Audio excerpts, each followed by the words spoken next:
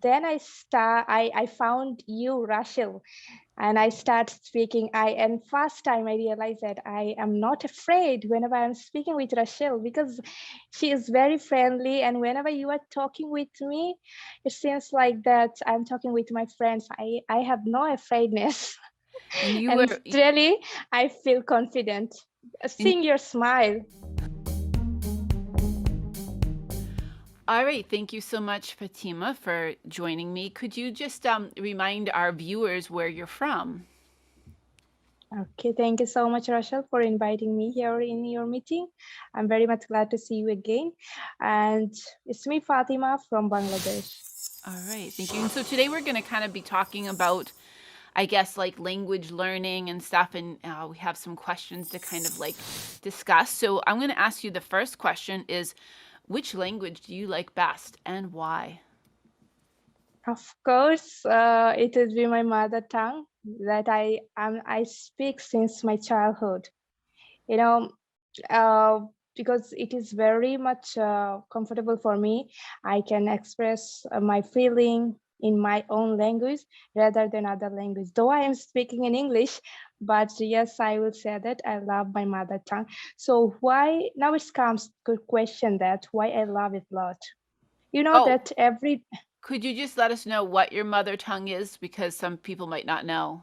yes, I'm saying every nation has some achievement that they can take pride in. So yes, our language day is our national event and achievement, of course.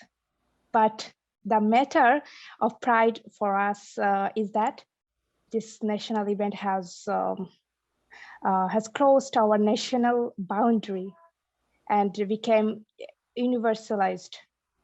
So the International Mother Language Day is the recognition of our language movement and the heroic sacrifice of language martyrs by the national international community.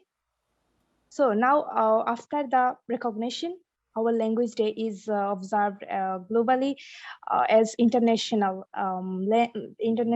Mother Language Day, and we remember our martyrs, their sacrifice for mother tongue. We erect a monument which known as a Shohid Minar. So every year, 21st February, we go to Shohid Minar and we uh, uh, give them flowers in front of Shohid Minars. I mean to say, we show respect by giving flowers, and we stand there with silently to show respect. Okay. So it's so at lastly I would like to mention that we are the only nation of the world to sacrifice those really sacrifice their lives for the mother tongue, and that's why I feel very proud whenever I'm saying that I love my mother tongue as a Bangladeshi. And what's the name? Did I miss what was the name of the language for Bangladesh? The mother tongue. What is the it's name of it? it's Bangla that we Bangla. speak. Bangla. Okay, and you told me that before, but just the people watching might not know that, so Hmm. thank you. And I kind of forgot. Awesome. So I guess like the next one would be like why is the English language important? And we can both answer that. So why do you think the English language is important? For me, it's really important that because it is international language, today I am talking with you in English language. So that's why it's really important to communicate with people all around the world. If you ask me as I am non-native speaker, then I don't know Spanish. You know definitely Spanish because it is your second language, but Yes. I don't know. So in this case, if I need to communicate with you and like you people, those are living in first world countries, definitely I have to learn English to speak with you. Otherwise, you cannot understand me, and I also cannot understand you. So today we are here just for English language. Yes, and it's a And miracle of that course, and another reason is that definitely it's really matter when it comes to question that you want to get good job in any country. Not maybe I don't know about first world countries, but if you know English in third world country, then definitely you can get a good job. But definitely you have to know English properly, like proper grammar, proper vocabulary. Also, your pronunciation have to be good, that you can get good job and good salary in any profession. It's my belief. I don't know what we other people say. I mean, I would agree. I was going to say, like, it's kind of a miracle now, too, that we can actually speak to each other, like, on the other side of the earth, and we can speak to each other and see each other. It's like as if we're looking at each other in the same room, with all the power of this internet. But I think, yes, because one, that we can speak to people in one language, because it would be impossible for me to or you to learn all the different languages, right? And we Yeah, can have this conversation. And two, like, for better jobs. I think English is one of those international languages where you can get a better job, you can speak to people from around the world, make friends from around the world. So those would be some of the ones that I would say would be the importance of learning English. And I think, how confident do you feel in yeah. speaking English? Actually, before when I at first I started my speaking, it was very much difficult for me to speak in front of my nation people. But when it comes to question that I have to speak in native speaker, oh my god, I was very afraid about it. How can I start with them by speaking? Even I couldn't understand their listening, what they are speaking. First we have to understand what other people are saying. You must have to be a good listener if you want to be a good speaker. So I listened a lot native speaker videos, and had a lot of materials I listened. Then I found you, Rachel, and I start speaking. And first time I realized that I am not afraid whenever I'm speaking with Rachel, because she is very friendly, and whenever you are talking with me, it seems like that I'm talking with my friends. I have no afraidness. And you And were really I feel confident and seeing your smile. Yes, yes. And you were very, I mean, brave, because I think the first time I met you was last November when you came on one of the lives. You came on YouTube Live and you spoke to me live. So you're very, very brave and confident in speaking English. And I think it's helpful to talk to someone that, you know, is a native speaker, that is somebody that wants to help other people learn English. So maybe that also helped. But I think that you are very brave, because if someone asked me to go on YouTube and speak Spanish live, I would be a little nervous. And you did not seem nervous at all when we had that first conversation. So, and now you've went on live YouTube with me many times since then. So I would say that you are very confident in speaking. Thank Let's you. see. Okay, so I think one of the other questions that we had, and I'll try to answer this, was like, which are the four speaking skills that are important for English? I mean, which are the four skills? Which are the four speaking skills in English? Oh, well, I would think one is like, speaking is obviously a skill, which is one of the most important ones, right? But the other ones would be like reading, listening, and writing. And I think then was like, what are some tips to improve that? I mean, I always talk about something called comprehensible input method, which you were kind of alluding to by when you said you listened to speakers a lot before you started speaking, is really spending a lot of time listening to native speakers, whether it be news, whether it be podcasts, whether it be YouTube videos or what, listening before you start speaking. And then to start speaking, we're in a lot of different WhatsApp groups, and you can have a chance to speak to native speakers, coming onto these programs like this, coming onto Zoom with people, and coming onto YouTube Lives and all that kind of thing will give you that chance to speak. But just on a daily basis, I think we're sending voice messages to each other. So that's giving some practice on both listening and speaking. And then the last one is writing. I mean, I think writing is important, but I think it would be like listening, because think about it. How did you learn your mother tongue? You learned by listening to your parents, then you started speaking, and last you started to write. So, oh, and there's also reading. I forgot about that one, right? So reading is one thing that I would say is after listening and speaking. And, then you're going to start reading. I think that if you are reading the language and reading it aloud before you have a really good ear for the language, you could end up developing bad pronunciation skills. So I would say that you want to, as much as possible, listen. And I myself, when I am working on Spanish, I will watch YouTube videos and turn on the subtitles so I can listen to the pronunciation and I can read, so I can build up both of those skills at once. So I don't know if you have any other suggestions for those skills for learning English. Okay, in my experience, I would like to share that how I feel about that speaking skills. So first one, for me, I realize that for me it's important to listen and understand other. If your understanding knowledge is good, then you can be able to answer what people are asking you.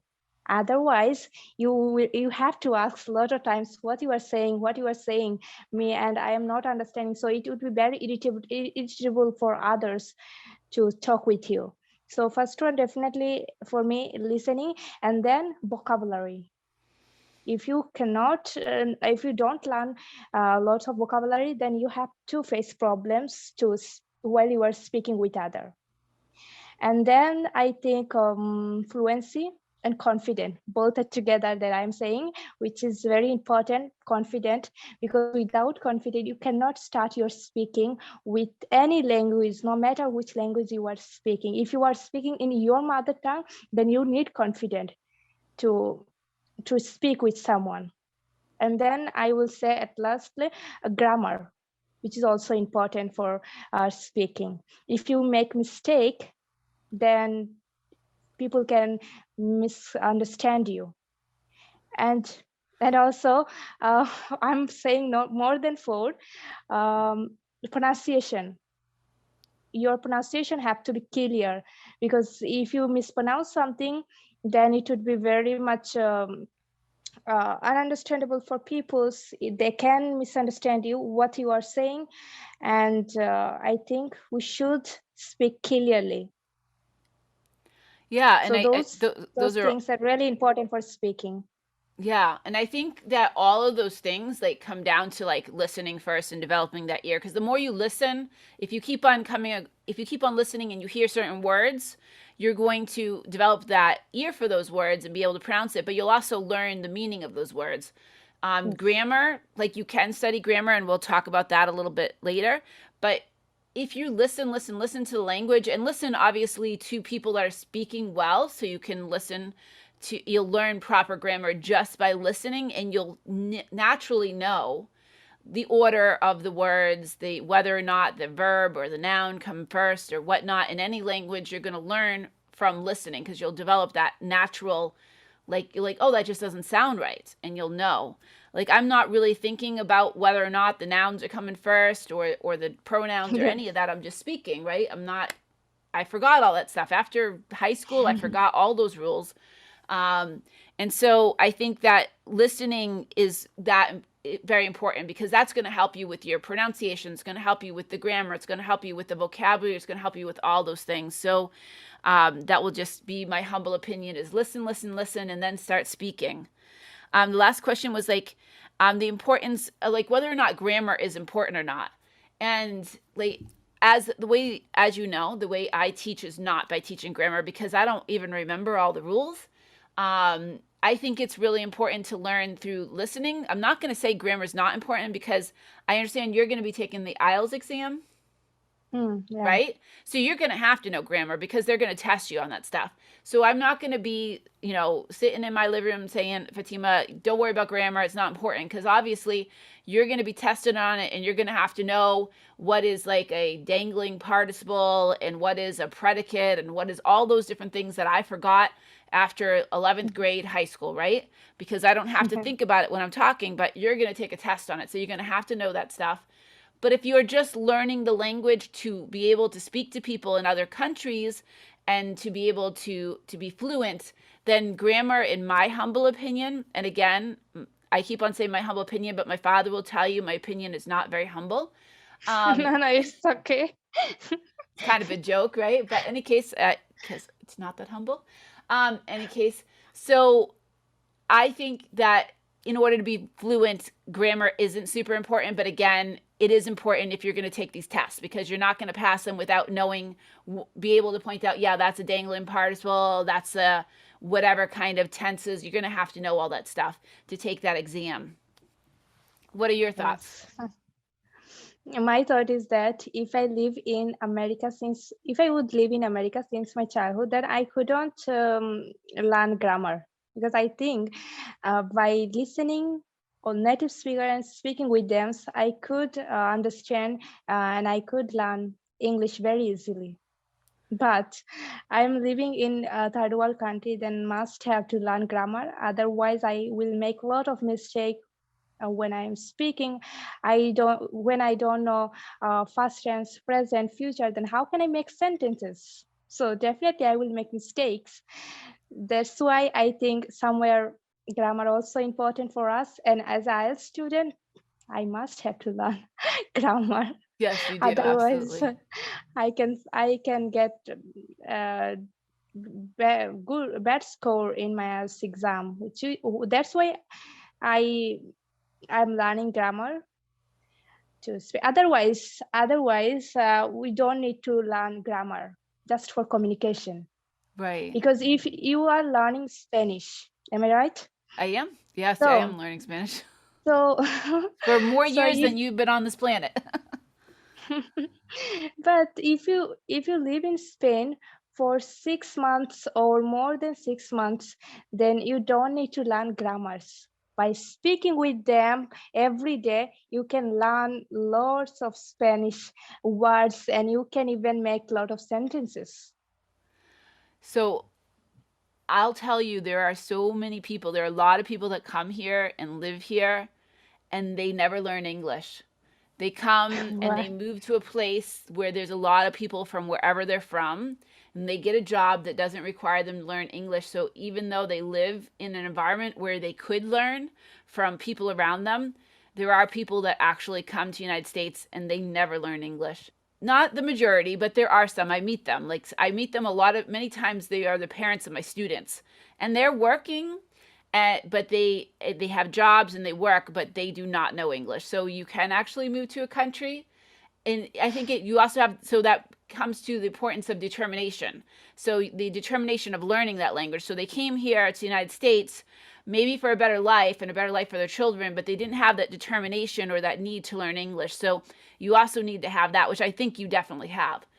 For sure. So I wonder, is there anything else, any other questions or any comments that you want to bring up before we end our conversation?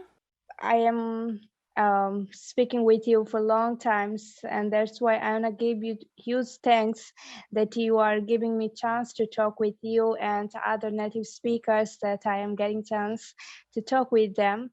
So it's a really beneficial for me, and huge. I think huge. It's huge for me. Yeah. So for everything, a bunch of thanks that you are inviting me here, and you involved me in your groups over there on WhatsApp. So I'm really much uh, I appreciate that the way you are helping all non-native speakers. I So would you abs- please tell me some tips for us, as we are non-native speaker, we need to learn more and more. Then what should we do? Just for those people, those are not getting chance to communicate with native speakers. So what should they do in to learn English? I mean, I think one of the things that like you alluded to is like be part of these WhatsApp groups where you can practice. So that way you can actually, because I know many people live in countries where there's nobody that speaks English. Like our friend Mm, Yuri that lives in Kazakhstan. I don't know how many people in Bangladesh that you can actually go and speak English to, but maybe there's not a lot. So join these type of groups. There's also groups on Hello Talk and stuff like that. And I think that's really important because you probably like you could look for a language partner. I don't know how mm, many people that are English speakers are looking to learn Bangla, but if you are joining these WhatsApp groups, there are lots of people that I think are looking to develop friendships and learn about different cultures in the world, so you can speak to them in English. I would say definitely take part at, or watch as many videos as possible, depending on where you live. I'm not sure. Some people don't have very good internet access, so watching YouTube videos might not be a possibility. But one thing that I would suggest is podcasts, because I think that doesn't take up as much data and you can listen to the language. Like I listen to news in Spanish every day and all kinds of different podcasts in Spanish every day. And those ones I can listen to as I'm walking or as I'm cleaning my house, or any activities where I can just listen, especially just put a headset on. But I would say listen to the language as much as possible. Get involved in groups where you get a chance, because in these groups there's all kinds of opportunity to join Zoom conversations. Like I see them being shared all the time. There's conversations that you can take part in and be able to talk to native speakers. So those would be what I would suggest to kind of be able to listen. And then there's some other one that I remember our friend Liam was talking, something called Free for Talk. I'm going to have to look up the link, but apparently it's another like website or app where you can just get involved. And he said he would just get involved in listening to people. And then when he got a good ear for it, he would take part in the conversation. So it all comes down to listening. Okay, so those are listening, my non-natives friends all around the world, please be alert that you have to listen a lot, because Rachel giving you advice and you have to take it. All right. Well, thank you so And much. how long you were go ahead. learning Spanish? How long? So I'll tell you. I first started when I was like 15, which was a long time ago. And I studied in high school, and then I studied in college. And then after college, I stopped for like 10 years. And I started again maybe about 5 years ago. So, but in any case, I've been studying for more years than you've probably been on this planet. But really, really seriously studying for the last 5 years, I think. So are you confident when you speak in Spanish? I'm confident. I don't know if there was a live and I knew that I was speaking to people live on YouTube, how confident I would be, but I can have a conversation with somebody. Like tonight, I'll be practicing with Julio that's in our group, and I can have a conversation with him. I have had conversations or had been able to speak to some of my students' parents, especially when I know I have to. Like I know the students' parents have a question. I think my sense of being afraid of making mistakes goes away when I know they need help. And then I can just all of a sudden I'm speaking like as if I'm fluent. And I'm like, oh, wow, I just was saying all that stuff in Spanish. But I knew they needed my help. So I forgot my whole fear of like speaking. So I found that I was able to do it on the job when it came to parents that needed help. One time at work, there was a student and he was Portuguese. And we were going on a field trip. And he had his phone and he said, like he pointed because he had Google Translate. And I looked at it and I was like, oh, that's Portuguese. But I said, habla español? And he said, sí, un poco. And I spoke to him and was able to understand what he wanted. We were going on a field trip and he wanted to be with his friend and he was separated because we had certain amount of adults. And so I was able to understand that he wanted to be with his friend that also spoke Portuguese. So I was able to switch him because I was able to have that conversation with him, even though he really wasn't a native Spanish speaker, but he understood enough that we could speak to each other. And I was really proud of myself that I had that conversation with somebody. I was able to like use it on the job. So that's nice to hear about it. Yeah, well, thank you so much. And we can definitely have another conversation in the future. Yes, definitely. It was nice conversation with you. Nice to meet with you. And I hope that next time we will meet very soon. Absolutely.